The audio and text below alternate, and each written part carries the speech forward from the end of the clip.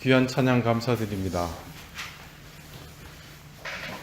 지난주 요나가 외치는 하나님의 심판의 말씀을 듣고서 니느웨의 백성들이 즉각적으로 보여주었던 반응은 정말 의외였습니다.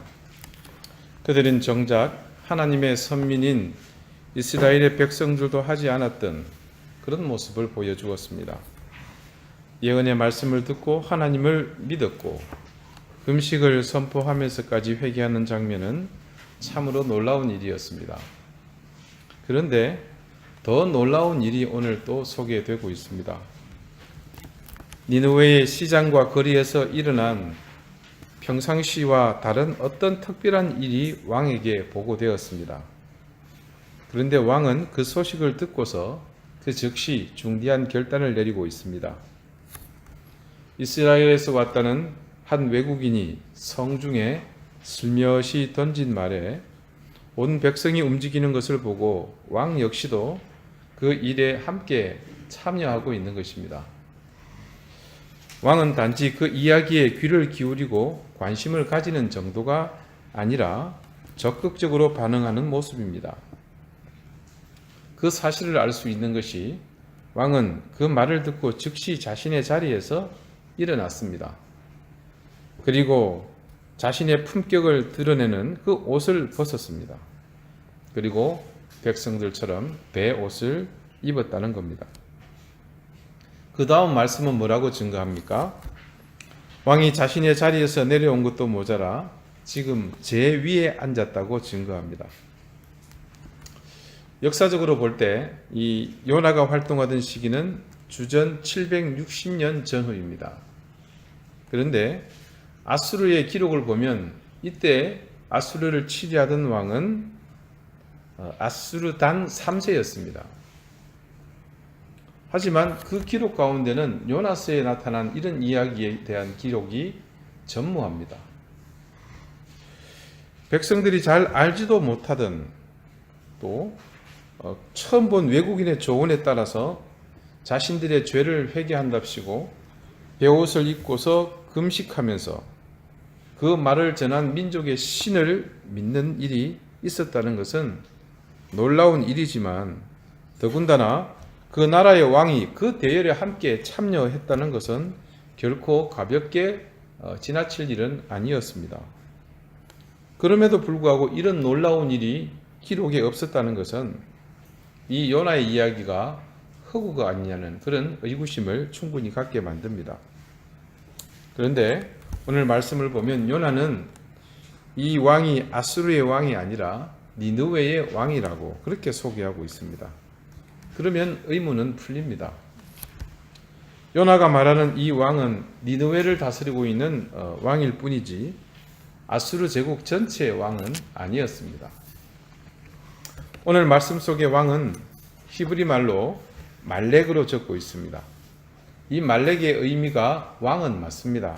하지만 그 당시에 이 말렉은 왕이라는 말보다 더 광범위한 의미를 가지는 그런 단어였습니다.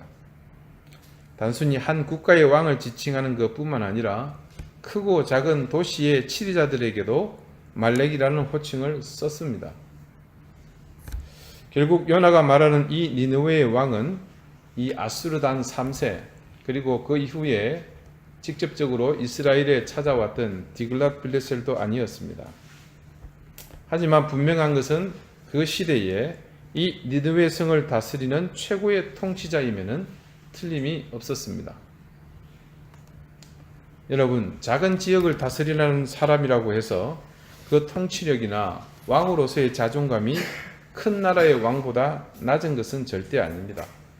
오히려 대제국의 황제보다도 더 강력한 통치력을 가지는 왕은 얼마든지 있습니다.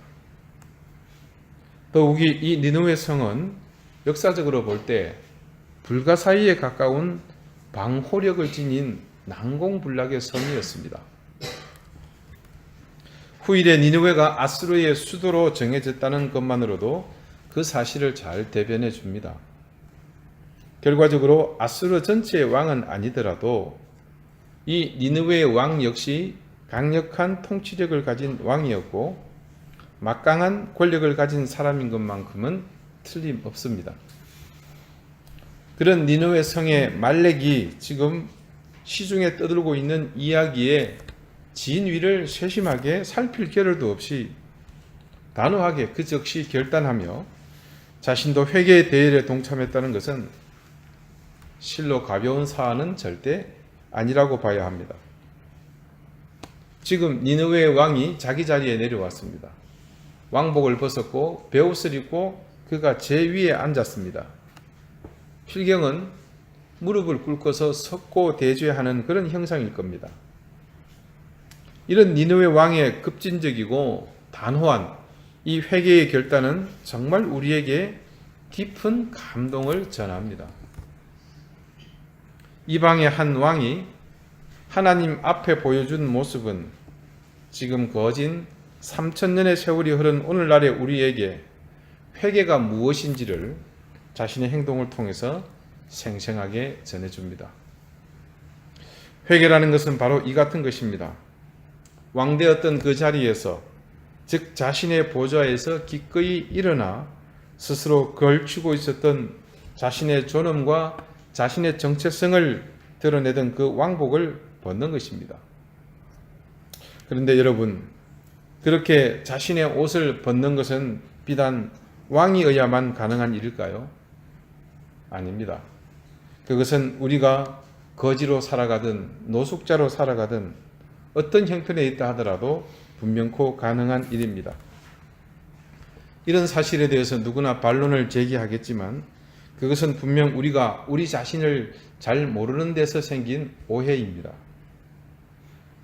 분명한 것은 우리가 어떤 처지에 놓여지든 기어이 자기만의 보좌를 만들어 낸다는 것입니다. 그리고 자신의 삶에서 왕으로 살아남고자 안간힘을 씁니다. 그런 면에서 회개를 이렇게 규정할 수 있습니다. 회개는 치리자의 변화이다. 저는 이 말이 얼마나 공감이 가는지 모르겠습니다. 그리스도께서 등극하시고 우리가 그 자리를 비켜드리는 순간, 그 자리에서 일어나게 될 때에 그 순간이 바로 회개인 것입니다. 내가 왕이 아니라고 여러분 단정지어서 나는 그래서 이 말씀과 연관이 없다고 말하지 마십시오. 적어도 우리는 우리의 지경에서는 무소불위의 권력을 가진 왕임에는 틀림없습니다. 예수님이 생전에 여리고를 들리신 일이 있습니다. 저도 가봤습니다. 네. 그 여리고에서 예수님께서는 아주 상징적인 두 사람을 만나게 되죠. 첫 번째 사람은 그곳 여리고 세관의 세관장, 세리장이었던 삭개오입니다. 그리고 또 다른 한 사람은 시각장애인입니다. 예수님의 여리고 입성과 더불어 군중은 크게 환호하며 떠들썩했습니다. 때마침 그 근처에서 영업 중이던 이 맹인이 그 소식을 듣고는 정신이 번쩍 들어서 하마터면 눈이 떠질 뻔했습니다. 그리고는 군중들이 수군거리는 쪽을 향해 소리를 지릅니다. 다윗의 자손 예수여, 나를 불쌍히 여기소서. 지금처럼 어디 그 사람을 담당하는 사회복지사가 있어서, 아니면 또 다른 장애인 봉사단체의 자원봉사자가 있어서 눈을 보지 못하는 이 장애인을 잘 케어해 주었겠습니까? 그가 자체적으로 지금 자력을 향해, 주님을 향해 가야만 합니다. 그래서 그가 할 수 있는 방법은 단 한 가지, 소리를 지르는 것입니다. 자신을 봐주십사 하는 그런 의도지요. 이 사람의 이름은 바디메오로 알려져 있습니다. 바디메오, 디메오의 아들이라는 뜻입니다. 그런데 여러분, 이 디메오라는 이름의 뜻이 정말로 충격적입니다.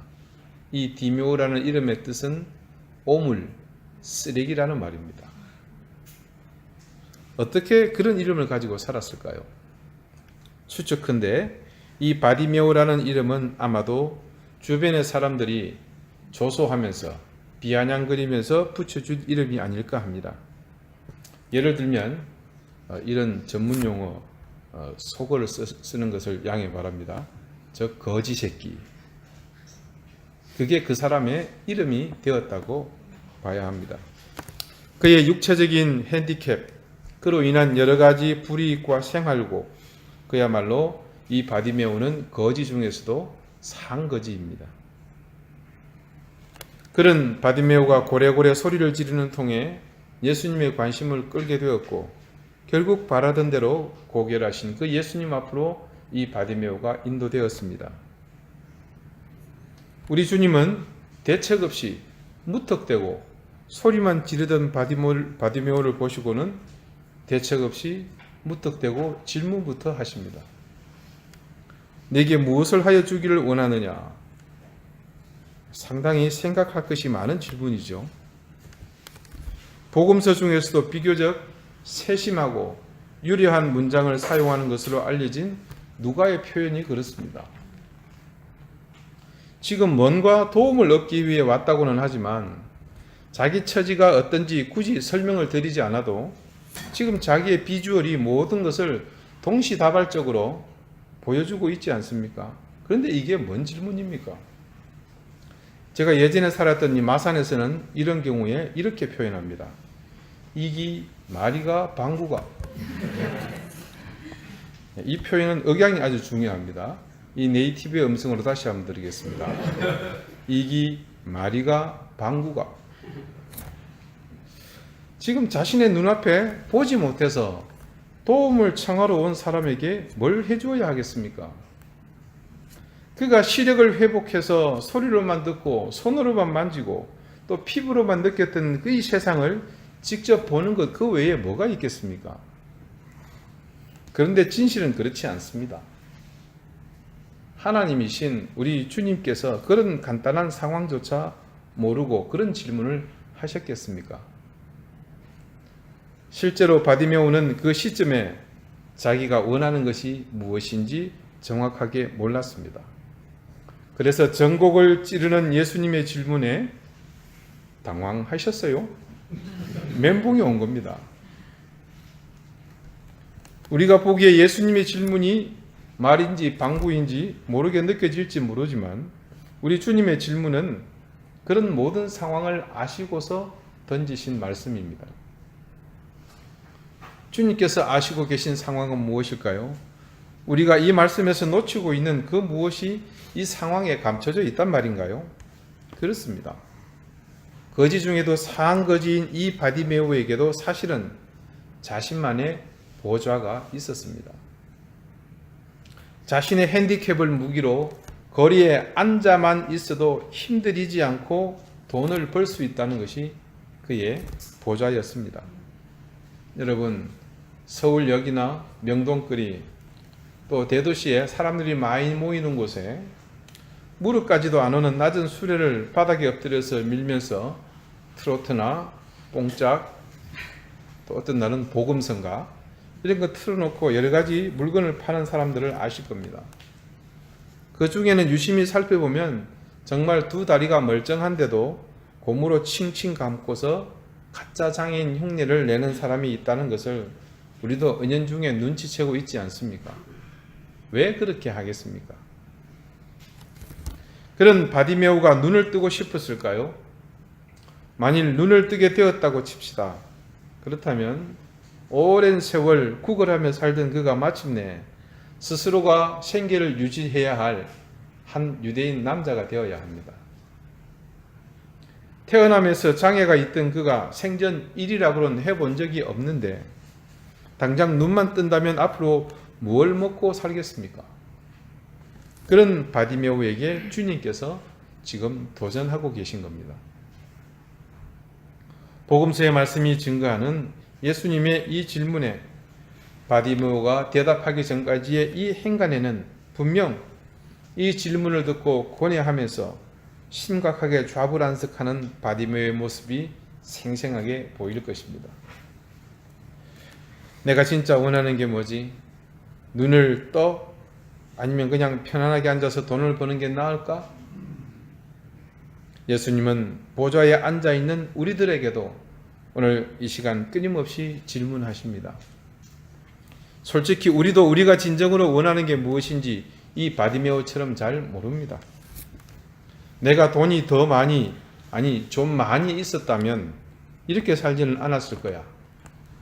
부모를 잘 만났다면 인생이 달라졌겠지.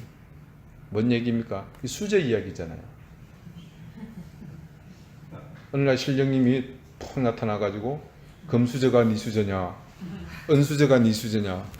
아니옵니다. 제 수저는 흙수저이옵니다. 옛다. 수저 다 가져가라. 배우자를 잘 만났다면 인생이 지금보다도 좀 더 우아할 텐데, 우리는 끊임없이 부족한 부분을 찾아내면서 마치 그것만 해결되면 삶이 갑자기 변할 것처럼 이야기합니다.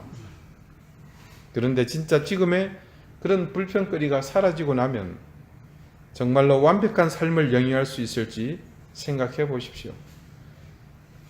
분명 그 시점, 즉 돈이 많아지고 물고 나온 수저의 재질이 달라지고 김태희를 만나고 장동건이 남편으로 바뀌는 순간 둘 다 결혼했죠. 다음에는 또 다른 인물 좀 찾도록 하겠습니다. 여러분, 또 다른 불만이 찾아오지 않겠습니까? 바디메오는 혼란스러웠습니다. 그의 삶을 지탱해주는 그 보좌에 남아 타인에게 의존하며 살 것인가, 아니면 그 보좌에서 내려와 스스로가 책임지는 삶을 살 것인가. 바디메오가 스스로에게 묻습니다. 내가 거지 보좌를 포기하면 예수님이 나의 삶을 책임져 주실 것인가? 나에게 돈이 아니라 새로운 인생을 허락하실 수 있단 말인가? 그런 고심을 거친 후 드디어 바디메오가 입을 엽니다. 주님께 대답하죠. 누가복음 18장 41절의 말씀입니다. 주여, 보기를 원하나이다. 그가 먼저 주님께 뭐라고 말합니까? 그분을 부릅니다. 주여, 퀴리오스. 무슨 뜻입니까? 당신이 내 주인이란 말입니다. 내가 지금 당신을 주인으로 생각한다는 그런 의미를 담고 있는 것이 바로 퀴리오스, 주여, 주님이라고 부르는 것입니다. 스스로 왕이 되기를 포기하고 편안한 삶을 보장하는 그 보좌에서 내려오겠다는 의지를 보여주는 것입니다. 그래서 이어서 그가 뭐라고 대답합니까? 내가 보기를 원하나이다. 이 대답과 동시에 바디메오는 맹인과 거지라는 그 정체성에서 주님의 제자라는 정체성으로 바뀌게 됩니다. 그래서 주님은 이 결과에 대해 다음과 같이 말씀하십니다.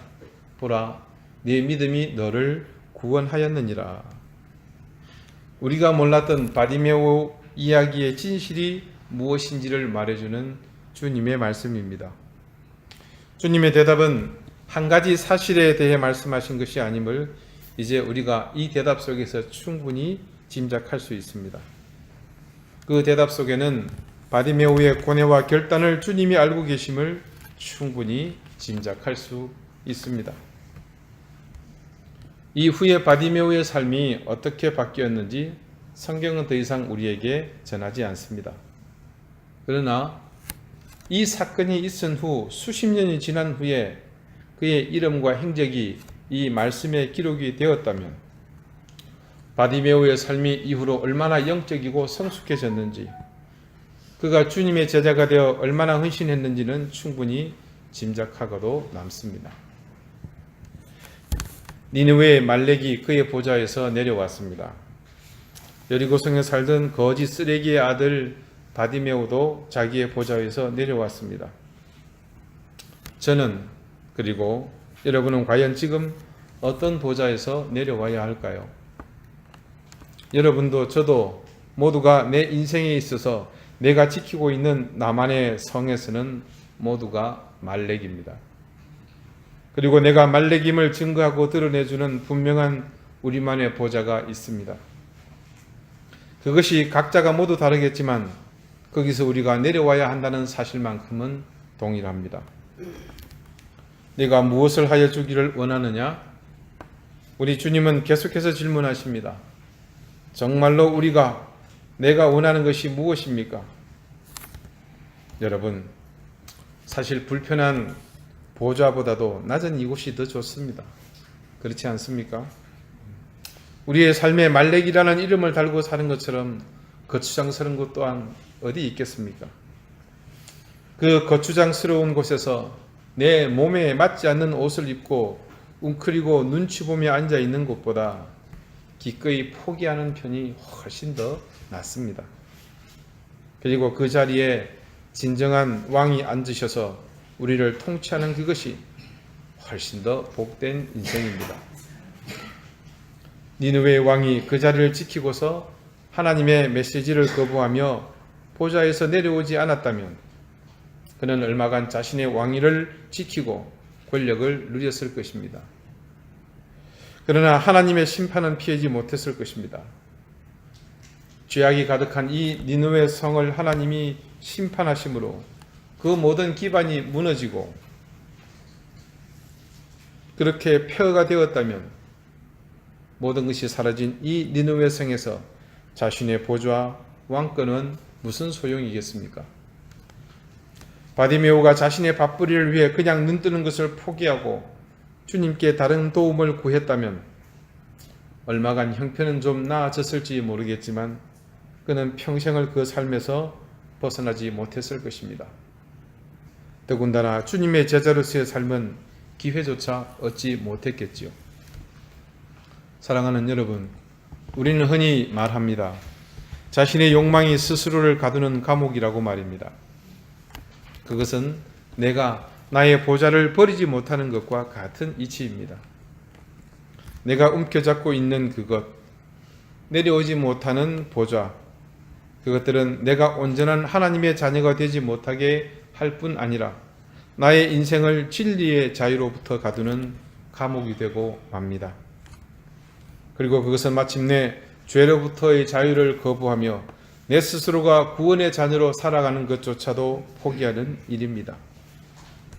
성숙한 그리스도인, 하나님께 온전히 시선을 집중하는 사람은 자신의 자리에 연연해 하지 않습니다. 대신 일어서야 할 때와 내려와야 할 때를 분별하여 하나님의 뜻이 머무는 곳만을 바라봅니다. 내가 왕 노릇하는 것, 그것은 그것으로 전부입니다. 그 이상도 그 이하도 될 수 없습니다. 많은 사람들이 자신의 인생에 대해 비관하며 한탄하는 소리를 우리는 종종 듣지 않습니까? 내 인생은 왜 늘 이 모양이야? 내 인생이 늘 이 모양인 것은 내가 그 모양으로 만든 것에서 어느 누구도 간섭하거나 침범하지 못하도록 내가 왕으로 강력하게 집권하고 있기 때문입니다. 내 인생을 근사한 모양으로 만들고 싶으십니까? 그러기 위해서는 내가 먼저 나의 틀을 깨어내야 합니다. 그런 다음 뛰어난 설계자에게 온전히 맡기면 됩니다.